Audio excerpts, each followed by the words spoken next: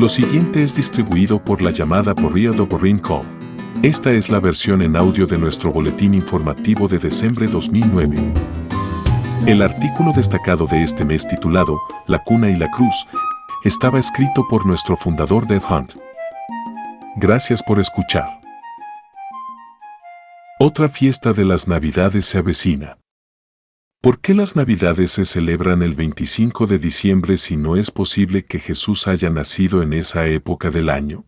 La Iglesia romana simplemente convirtió la fiesta pagana de Saturnalia, que era una licenciosa celebración del solsticio de invierno dedicado al dios Saturno, y la cristianizó para así convertir a la Roma pagana. El efecto realizado fue paganizar el cristianismo oficial. Por ejemplo, a las estatuas de los dioses paganos Isis y Horus fueron puestos nombres nuevos de María y de Jesús para que así los paganos pudieran continuar su idolatría bajo nombres cristianos. Las costumbres paganas que se componían de vestimentas, velas, incienso, imágenes y procesiones fueron incorporados en la adoración de la Iglesia y continúan hasta el día de hoy. Ninguna historia auténtica puede negar esta realidad. ¿Sería el mundo mejor entonces sin Navidades? Los ateos piensan de esa manera ya que ellos quieren remover todo vestigio de las imágenes del nacimiento de Cristo y todas las cruces de lugares públicos. Pero en vez de uno unirse a los enemigos de Dios en el denunciar a las Navidades, ¿no deberíamos mejor cultivar los pequeños trozos de verdad que brillan a través del lamentable espectáculo de comercialización y paganismo que existe durante esta temporada? Este es un tiempo único de presentar el Evangelio al mundo, es decir, que tomemos ventaja de esta oportunidad. El nacimiento de Cristo y los detalles de su vida, muerte y resurrección fueron profetizados siglos antes por los profetas hebreos. Ninguna profecía fue hecha acerca del nacimiento de Buda, Confucio o Mahoma, etc. La profecía bíblica cumplida es el elemento más poderoso y persuasivo que nosotros poseemos. El apóstol Pablo lo usó para convertir a los perdidos y revolucionó el mundo de su época. Y nosotros debemos hacer lo mismo. En Romanos 1 versículos 1 a 4, podemos ver la forma en que Pablo presentaba el Evangelio. Él se refiere al Evangelio de Dios, el cual Dios había prometido por intermedio de sus profetas en las Sagradas Escrituras. El cristianismo no fue un invento del primer siglo. El cristianismo es en realidad el cumplimiento de todo aquello que, con voz unísona, los profetas hebreos coherentemente pronosticaron por siglos. Existen más de 300 profecías mesiánicas en el Antiguo Testamento. ¿Por qué y para qué? Para que Israel podría identificarlo cuando a su tiempo apropiado Dios mandara a su Hijo, Gálatas 4:4. En el tercer capítulo de la Biblia está escrita la primera profecía de la venida del Mesías, su nacimiento de una virgen, la semilla de la mujer y la destrucción de Satanás. Génesis 3 versículo 15. Los profetas declararon que él debía venir del linaje de David. Segunda Samuel 7 versículos 10 a 16.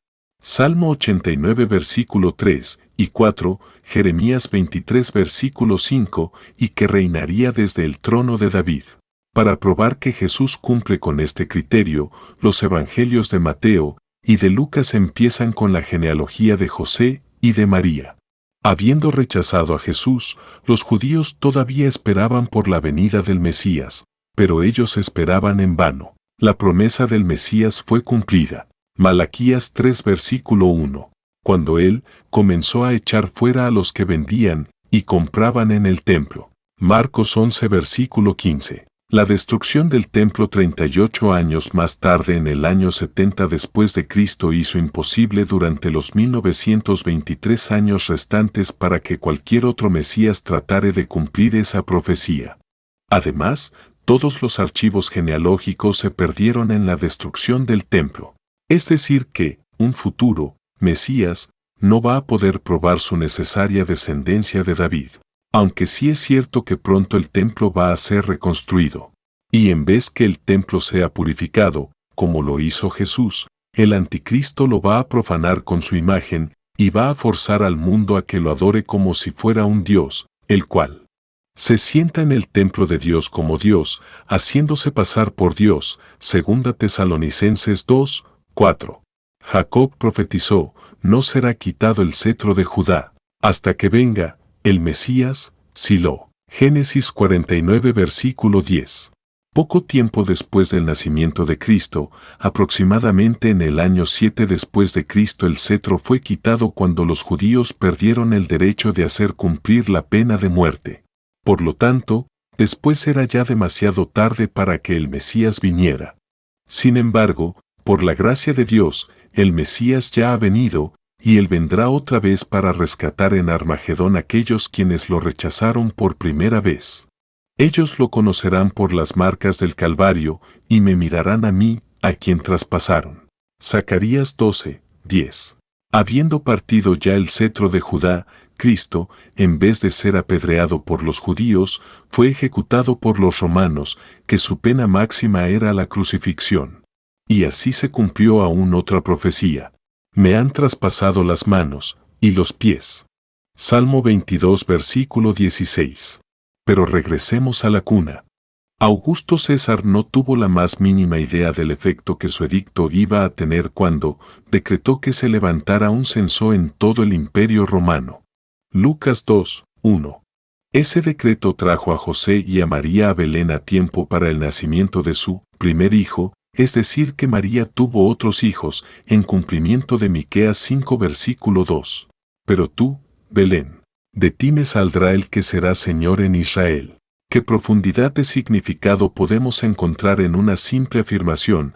Cuando vino el cumplimiento del tiempo, Dios envió a su Hijo. Gálatas 4 versículo 4. Su nacimiento tenía que ocurrir cuando el cetro había salido de Judá. Su muerte tuvo que ocurrir después. Su lugar de nacimiento fue determinado por un edicto romano, su muerte y el método en que fue ejecutado fue determinado por la ocupación romana de Israel.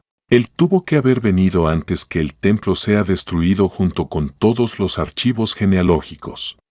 El cumplimiento del tiempo ha pasado. Nadie más puede cumplir el criterio mesiánico predicho por los profetas hebreos. Esa simple frase, sin embargo, contiene un significado mucho más profundo. Si el tiempo en que Él nació nos asombra y nos maravilla, el tiempo en que Cristo murió es aún más preciso y lleno de significado. Daniel profetizó el mismo día de su muerte. Cuando leemos los escritos del profeta Jeremías, Daniel sabía que el cautiverio babilónico iba a durar 70 años. Daniel 9, 2. Dios había ordenado que cada 7 años los esclavos hebreos deberían ser puestos en libertad, las deudas deberían ser canceladas y a la tierra se le debería dar un año de descanso. Éxodo 21 versículo 2, Levítico 25 versículos 2 a 4, Deuteronomio 15 versículos 1, 2 y 12. Por 490 años Israel había desobedecido este precepto. Aplicando justica, Dios permitió que los judíos fueran esclavos de Babilonia mientras que la tierra descansó los 70 años de que le habían negado. Mientras Daniel confesaba este pecado, reflexionando y orando, le fue dada una revelación que otro periodo de 490 años le esperaba a su gente y a Jerusalén. Daniel 9, 24. Al final de este tiempo, todos los pecados de Israel serían purgados, toda profecía sería cumplida y terminada, y el Mesías reinaría en el trono de David en Jerusalén. Estos 490 años deberían ser contados desde la salida de la orden para restaurar y edificar a Jerusalén. Daniel 9, 25. Esa fecha crucial nos es dada a nosotros en las Escrituras. Nehemías nos dice que sucedió en el mes de Nisán, en el año 20 del rey Artajerjes, Nehemías 2, 1, que él recibió la autorización de reedificar Jerusalén. Cuando no se da el día del mes, se supone que es el primer día del mes. Existieron varios reyes con el nombre Arjerjes, pero solamente uno con el nombre de Longimanus, quien reinó por más de 20 años durante un periodo entre el año 465 a.C. hasta el año 425 a.C. Por lo tanto, tenemos la clave que nos da la fecha de donde esta increíble profecía puede ser calculada, el primer día del mes de Nisán del año 445 a.C. Al término de la semana 69, de todas estas semanas, 7 semanas multiplicadas por 69 es 483 años, el Mesías príncipe sería conocido en Israel. Daniel 9, 25. Y después se quitará la vida al Mesías, mas no por sí. Daniel 9, 26. Si uno cuenta 483 años y cada año de 360 días cada uno, de acuerdo al almanaque hebreo y babilonio, un total de 173.880 días desde el primer día del mes de Nisán y del año 445 a.C. nos trae al día domingo, abril 6, del año 32 después de Cristo. Ese mismo día, el que ahora nosotros celebramos como el Domingo de Ramos, Jesús entró a Jerusalén cabalgando sobre un asno y fue proclamado como el Mesías príncipe, Zacarías 9 versículo 9, fue cumplido el mismo día. Pero aún existe un significado más profundo a la frase, el cumplimiento del tiempo. El día abril 6 del año 32 después de Cristo corresponde al día 10 del mes de Nisán en el almanaque hebreo. En ese día el Cordero de la Pascua sería sacado de la manada y puesto bajo observación por 4 días para asegurarse que estaba sin defecto alguno. Durante estos mismos 4 días, Cristo, a quien Juan el Bautista había proclamado como el Cordero de Dios que quita el pecado del mundo, Juan 1 versículo 29, era también puesto en observación ante la nación de Israel. En el día 14 del mes de Nisán, la comunidad de Israel en pleno lo sacrificará al Cordero al caer la noche entre las 3 de la tarde y las 6 de la tarde. Éxodo 12 versículo 6. Fue en ese momento preciso que Jesús murió en la cruz. Es fascinante cómo Dios usa los decretos del hombre y aún sus maquinaciones en contra del Mesías para así cumplir su palabra. Los rabinos habían determinado no arrestar a Jesús durante la fiesta de la Pascua para que no se haga alboroto del pueblo. Marcos 14, 2. Pero aún así, esa era la fecha en que él tenía que morir. Judas no solamente fue usado por Satanás sino también fue usado por Dios. Aún las 30 piezas de plata que Judas astutamente había obtenido cumplió otra profecía, Zacarías 11 versículos 12 y 13. Mientras que Pedro declaraba en su sermón el día de Pentecostés, este fue entregado según el determinado propósito y el previo conocimiento de Dios, y por medio de gente malvada, ustedes lo mataron, clavándolo en la cruz. Hechos 2 versículo 23. Pablo escribió, nuestra Pascua, que es Cristo, ya fue sacrificada por nosotros. 1 Corintios 5 versículo 7. El día 14 del mes de Nisán empezó, como todos los días judíos empezaban, a la puesta del sol en el atardecer del día miércoles. Esa noche Jesús y sus discípulos tuvieron la última cena en el aposento alto donde estaban preparando para tener la cena de la Pascua la noche siguiente. Durante esta cena, antes de la fiesta de la Pascua, Juan 13, 1. Jesús le dijo a sus discípulos, uno de vosotros me va a entregar. Juan 13 versículo 21. Temprano en el mismo día, él dijo algo más significativo, desde ahora os lo digo antes que suceda, para que cuando suceda, creáis que yo soy. Juan 13 versículo 19. Jesús estaba declarando, una vez más, a sus discípulos que Él era Jehová, el Yo Soy de Israel, quien les dice de antemano lo que va a ocurrir, y se asegura que esto suceda. Isaías 46 versículos 9 y 10.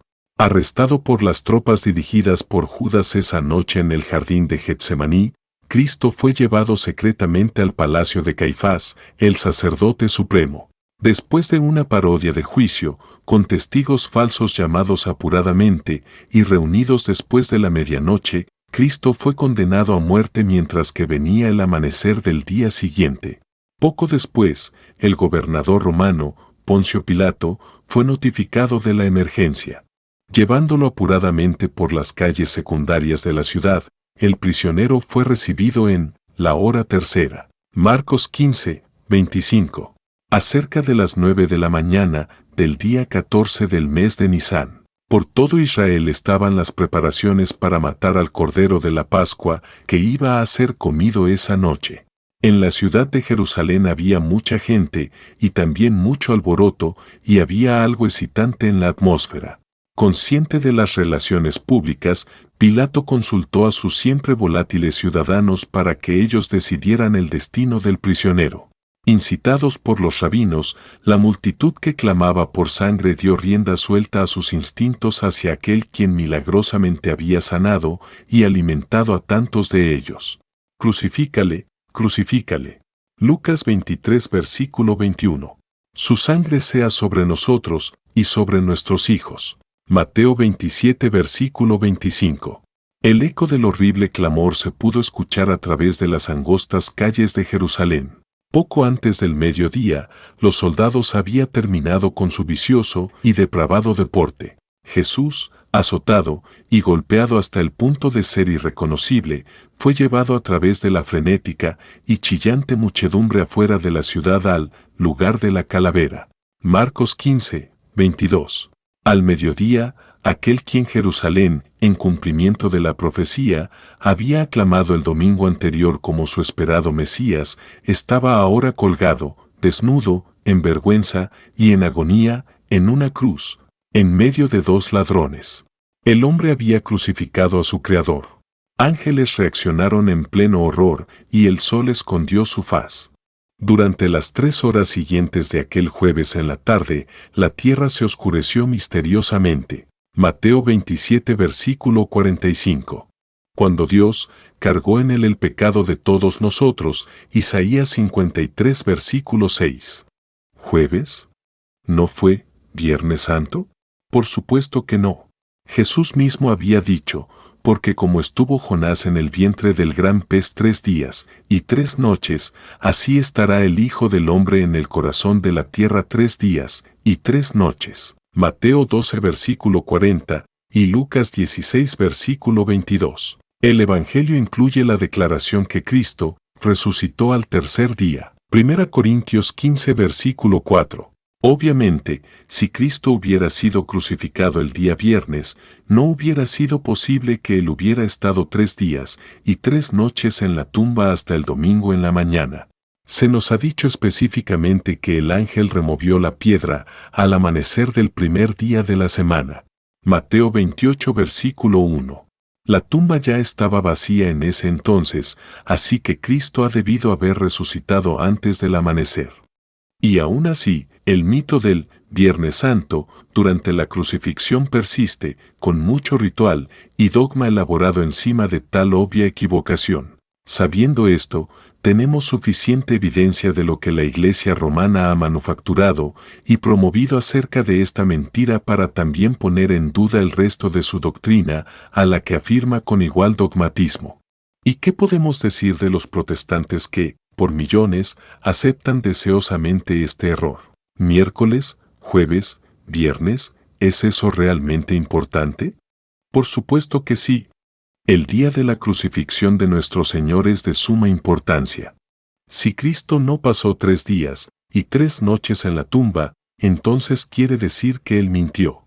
Además, su muerte, para que la profecía sea cumplida, tiene que haber ocurrido al mismo tiempo que el Cordero de la Pascua estaba siendo sacrificado en todo Israel.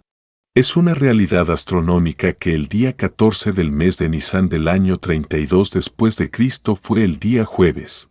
Era la preparación de la Pascua, entonces los judíos, a fin de que los cuerpos no quedasen en la cruz en el día de reposo, rogaron a Pilato que se les quebrasen las piernas y fuesen quitados de allí. Juan 19 versículos 14 y 31. Esperen, tampoco se le quebrará ningún hueso al animal sacrificado. Éxodo 12 versículo 46. O del Mesías Salmo 34 versículo 20. Sin saber por qué lo hizo, uno de los soldados le abrió el costado con una lanza. Juan 19 versículo 34, cumpliendo aún otra profecía, y mirarán a mí, a quien traspasaron. Zacarías 12, 10. Juan explica que el día del reposo, que empezó a la caída del sol el día jueves que Cristo fue crucificado, era de gran solemnidad. Juan 19, 31. Era, en realidad, el primer día de la fiesta del pan sin levadura, de la cual el primer y el último día eran días especiales durante los cuales no se podía hacer ninguna clase de trabajo. Ese día de reposo, de gran solemnidad, terminó el día viernes, a la caída del sol, y fue seguido inmediatamente por el día de reposo semanal, que terminaba a la caída del sol en el día sábado.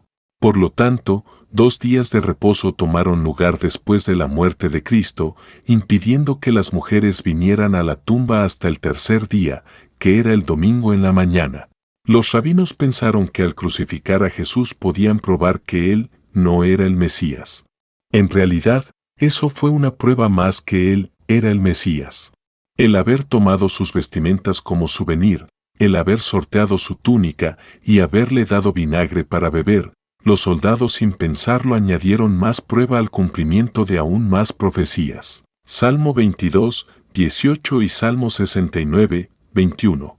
Los clavos que penetraron sus manos y sus pies por los soldados romanos, y la lanza que le abrió el costado, y que derramó sangre para nuestra redención, todo esto ha sido en cumplimiento de las profecías. Es imposible mantenerse honestamente escéptico después que uno compara lo que los profetas han dicho en los archivos históricos de Jesucristo, desde la cuna a la cruz.